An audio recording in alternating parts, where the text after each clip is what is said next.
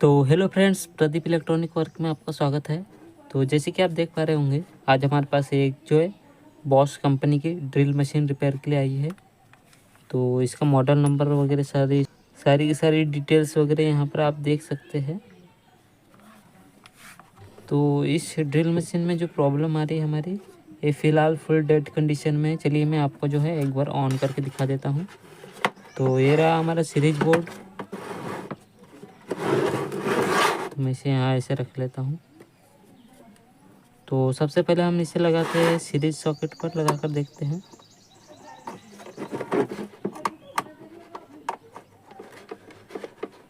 तो मैंने series socket पर लगा दिया है, बटन हमारा ऑन है और इस बटन को प्रेस करके देखते हैं।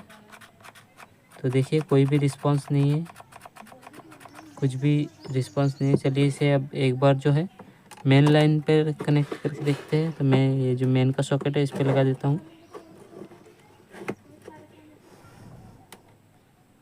तो यहाँ से बटन ऑन कर देते हैं। तो देखिए कोई भी हमारा रिस्पांस नहीं है, बिल्कुल भी हमारी मशीन जो है वर्क नहीं कर रही है। तो चलिए सबसे पहले हम इसे जो है खोलते हैं, फिर देखते हैं कि आखिर इसमें क्या प्रॉब्लम हुई है। तो इस मशीन को खोलने के लिए जो है इस तरफ जो है कुछ स्क्रू दिए हुए हैं। देखिए यहाँ पर ये जो स्क्रू दिए हुए हैं, इन्हें हमें ओपन करना होगा, तब जाकर ये जो हमारी मशीन है ओपन हो पाएंगी। तो चलिए मैं सभी के सारे स्क्रू जो है वो खोल लेता हूँ। तो फ्रेंड्स, आज की वीडियो काफ़ी इन्फॉर्मेटिव और नॉलेजेबल होने वाली है, तो वीडियो को फुल वॉच कीजिएगा। और जो हमारे नए व्यूवर्स हैं उनसे रिक्वेस्ट है, अभी तक आपने हमारा यूट्यूब चैनल सब्सक्राइब नहीं किया है तो सब्सक्राइब कर लीजिए और बेल आइकन को दबाकर ऑल पर सिलेक्ट कर दीजिए, ताकि ऐसी ही इंटरेस्टिंग वीडियो का नोटिफिकेशन आप तक सबसे पहले पहुंचे। तो देखिए हमने जो है इसके सारे के सारे स्क्रू खोल लिए हैं। तो जैसे कि आप देख पा रहे होंगे, इसमें कहीं पे भी हमारा गैप नहीं है जहाँ से हम इसे ओपन कर सके।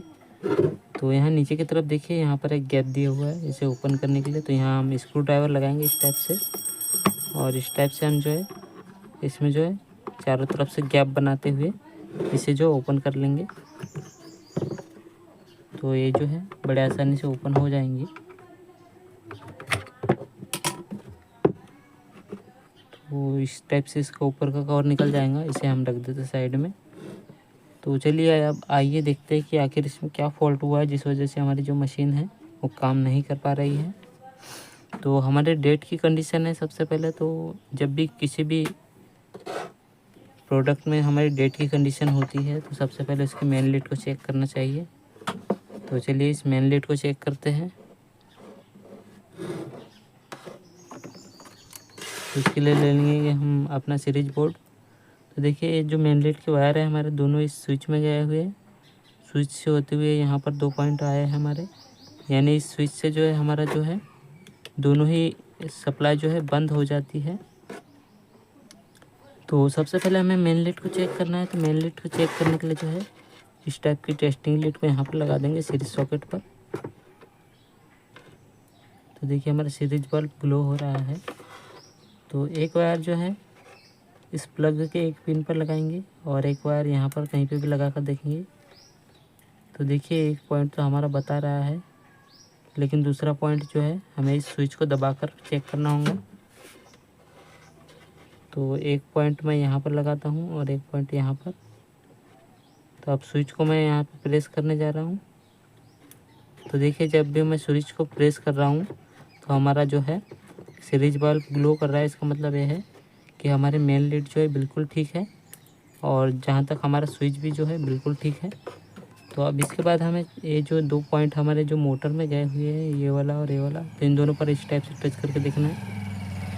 तो देखिए कोई भी कंटिन्यूटी नहीं मिल रही है हमें, तो इसी वजह से जो है हमारी मशीन भी नहीं चल पा रही है। तो अब हमें ये चेक करना होगा कि हमारे कहीं कार्बन तो ख़त्म नहीं हो गए।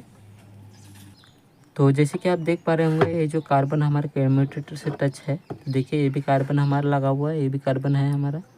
इसका मतलब हमारा कार्बन ख़त्म नहीं हुआ है, हमारा प्रॉब्लम कहीं और है। तो देखिए कार्बन हमारे यहाँ पर दिखाई पड़ रहा है, यहाँ पर भी। तो इसका मतलब दोनों कार्बन हमारे सही है। तो अब हमें चेक करना होगा अपनी फील्ड कॉइल को। फील्ड कॉइल को कैसे चेक करेंगे, तो ये जो 2 कनेक्शन गए हुए हैं हमारे, ये हमारे दोनों फील्ड कॉइल में गए हुए हैं। फील्ड कॉइल से फिर हमारे कार्बन में आए हुए हैं। तो हमें इस जगह पर और कार्बन वाली जगह पर हमें टच करके देखना होगा कि हमारी कंटिन्यूटी बता रही है या नहीं। तो एक बार हमें ऐसे ही लगे लगे चेक कर लेते कि हमारी कंटिन्यूटी बता रही है या नहीं। तो देखिए मैंने ये वाली टेस्टिंग लीड लगा ली है। तो एक वायर को लगाएंगे यहाँ पर और एक बार इस वायर कार्बन पर लगाएंगे। तो देखिए ये वाली कॉइल तो हमारी जो काम कर रही है। अब इस वाली को चेक करते हैं। तो इस वाली कंटिन्यूटी जो है हमारे इस तरफ बतानी चाहिए। तो यहाँ जो कार्बन लगा हुआ है हमारा इस जगह पर, तो यहाँ पे थोड़ा नीचे साइड में कार्बन लगा हुआ है। तो मैं इस टाइप से लगा रहा हूँ यहाँ पर। तो देखिए हमारे इस वाले पॉइंट पर जब हम टच कर रहे हैं तो यहाँ से हमारा कंटिन्यूटी बता रहा है, लेकिन यहाँ से नहीं बता रहा है।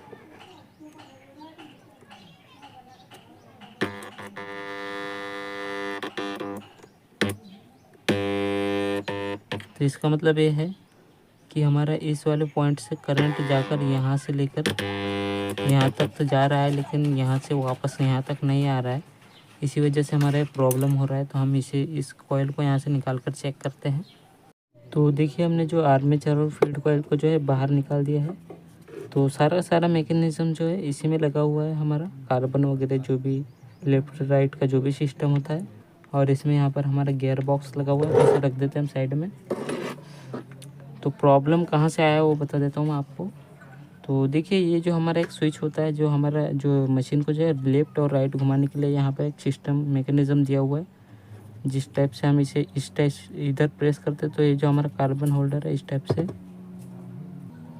टाइप से घूम जाता है। और जब हम इसको इधर प्रेस करते तो ये जो है हमारा इस टाइप से इधर घूम जाता है। तो इसी मैकेनिज़्म में जो है हमारी प्रॉब्लम आई है, जिस वजह से हमारी मशीन नहीं चल पा रही है। तो चलिए ये इस सिस्टम को जो है बाहर निकाल कर देखते कि आखिर हमारा प्रॉब्लम हमारा यहाँ से कहाँ से आया है। तो सबसे पहले दोनों कार्बन को जो है बाहर निकाल लेते हैं। तो देखिए हमने दोनों कार्बन को जो है यहाँ से बाहर निकाल दिया है कार्बन होल्डर में से। अब इसके आर्मेचर को निकाल कर जो है साइड में रख देते हैं। और हम जो है इस मैकेनिज़्म को हमें चेक करना है कि हमारी फील्ड कॉइल दोनों सही है या नहीं। तो काफ़ी देर ढूंढने के बाद जो है हमें फॉल्ट जो है हमें मिल चुका है। तो देखिए यहाँ पर जो इस फील्ड कॉइल का एक वायर है वो स्पार्किंग होकर यहाँ से टूट गया है। तो ये यहाँ पर कनेक्ट था, ये यहाँ पर, तो ये हमारा टूट गया है। तो हमें इस वायर को जो है यहाँ पर इस जगह पर जो है यहाँ पर सोल्डर करके जॉइंट करना होगा। तो मैं जल्दी से इसे जो है यहाँ पर जो है सोल्डर करके जॉइंट कर लेता हूँ, फिर देखते हैं हमारी मशीन काम करती है या नहीं। तो देखिए हमने जो इस वायर को जो है यहाँ अच्छे से तरीके से जो है सोल्डर करके लगा दिया है। अब हम इसकी जो कंटिन्यूटी चेक करेंगे। तो ये जो 2 वायर है हमारे, इन दोनों की कंटिन्यूटी जो है दोनों कार्बन होल्डर पर मिलनी चाहिए हमें। तो चलिए अब चेक करके एक बार देख लेते हैं। तो देखिए हमारा सीरीज बल्ब ग्लो कर रहा है। तो देखिए इस वाले वायर से इस कार्बन होल्डर पर हमारी कंटिन्यूटी मिल रही है और इस वाले कार्बन होल्डर से हमारी इस वाले पर मिल रही है। इसका मतलब हमारी जो फील्ड कॉइल अब सही हो चुकी है। अब चलिए इसकी फिटिंग करते हैं। ये जो हमारा आर्मेचर है इसका कम्यूटेटर काला काला हो गया, इसे भी साफ़ कर लेंगे, फिर हम इसकी फिटिंग करते हैं।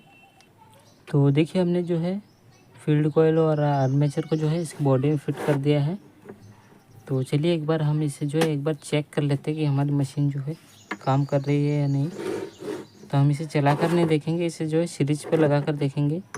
तो मैं सीरीज सॉकेट पर लगा रहा हूँ। बटन हमारा ऑन है, एक बार इस बटन को प्रेस करके देखेंगे। तो इस बटन को प्रेस करते हैं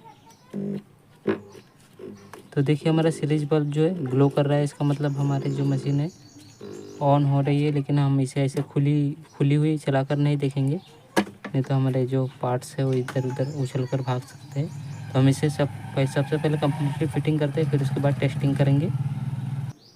तो देखिए हमने जो है मशीन को जो है कम्प्लीटली फिटिंग कर दिया है, इसके सारे स्क्रू लगा दिए हैं। तो अभी हमारी मशीन जो है चलने के लिए बिल्कुल तैयार है। तो चलिए आइए इसे लगा कर टेस्ट करते हैं। तो सबसे पहले सीरीज सॉकेट पर लगाएंगे हम। तो बटन को प्रेस करते हैं तो देखिए हल्की सी चली मशीन और हमारा सीरीज बल्ब जो है ग्लो कर रहा है। तो अब हम इसे लगाएंगे मेन लाइन पर।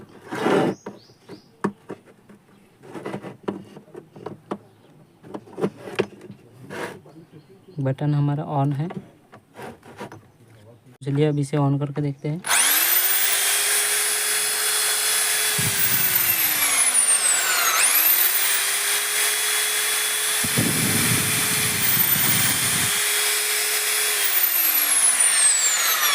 तो हमारी बॉश कंपनी की ड्रिल मशीन जो है वो कम्प्लीटली रिपेयर हो गई है।